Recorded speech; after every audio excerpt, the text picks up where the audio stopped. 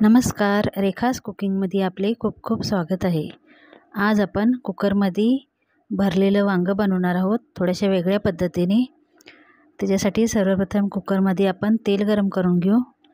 तेल छान गरम होत आले की 1 चमचा जिरे टाकून घेऊ. जिरे छान तडतडले की त्याच्यात आपण एक मोठा बारीक चिरून घेतलेला कांदा आहे तो टाकून घ्यायचा. भरलेलं वांगं बनवतो ती वेगळी पद्धत असते आणि ही थोडी वेगळी पद्धत आहे. तर कांदा छान भाजून घ्यायचा. कांदा छान भाजला की आपण त्याच्यात 1 चमचा आलं लसूण पेस्ट आहे ती टाकून घेऊ. कांदा छान भाजून झाला आहे.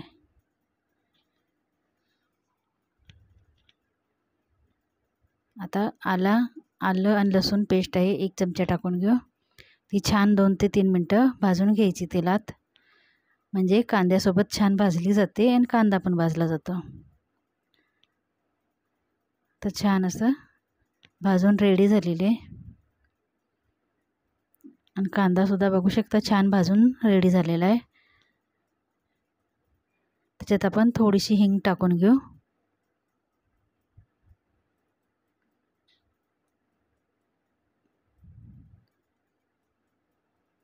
कांदा छान भाजून रेडी झालेला आहे. थोडीशी हिंग टाकून घेऊ. ती आपल्या पोटासाठी चांगली असते म्हणून हिंगचा वापर करायचा. हिंग टाकून झाली. आता आपण मसाले करून घेऊ. आपले रेग्युलर मसाले जे आपण रोज वापरतो भाजीला तीच मसाले घेतलेले आहेत. लाल तिखट, हळद, धना पावडर, जिरा पावडर आणि गरम मसाला पाहिजे असेल तर वापरू शकता. घाटी मसाल्यामध्ये ऑलरेडीच गरम मसाला असतो म्हणून वरून टाकण्याची काही गरज लागत नाही. आता मसाला छान भाजून घेतलेला आहे. आता आपण त्याच्यात वांगी टाकून घेऊ. छान अशी वांगी चिरून घ्यायची. एका वांग्याला असे मधून चीर पाडून 4 भाग करून घेतलेले आहेत. 6 वांगी घेतलेले आहेत. आता वांगी 2 मिनटं तेलामध्ये परतून घेऊ.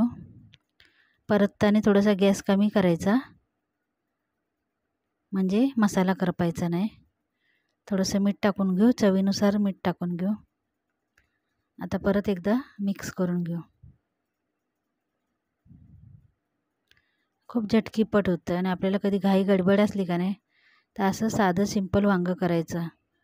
तीसुद्धा खूप चवीला छान लागतात.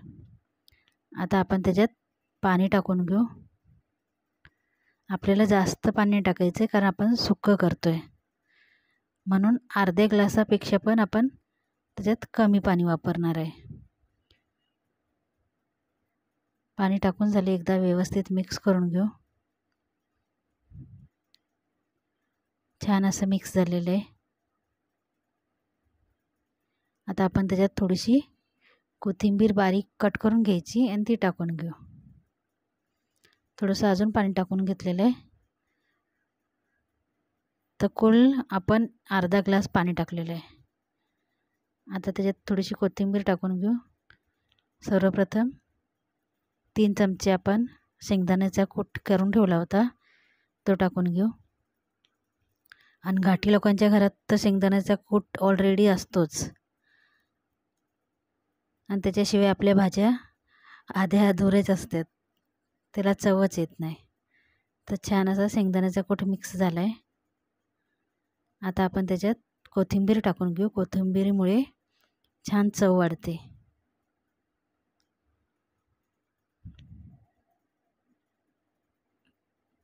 आता परत एकदा मिक्स करून घेऊ. कोथिंबीर टाकून झाली.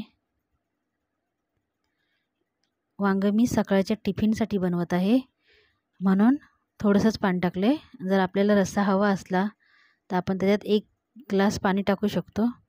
छान असा रस्सा होतो. ते आपण भातासोबतसुद्धा खाऊ शकतो. तर आता सध्या टिफिनसाठी बनवत आहे म्हणून अर्धा ग्लासच पाणी टाकलेलं आहे. आता कुकरला झाकण लावायचं आणि फक्त 1 शिटी करायची आणि गॅस बंद करायचा. बस रेडी झालं आहे आपलं झणझणीत भरलेलं वांगं. रेसिपी कशी वाटली कमेंटमध्ये सांगा.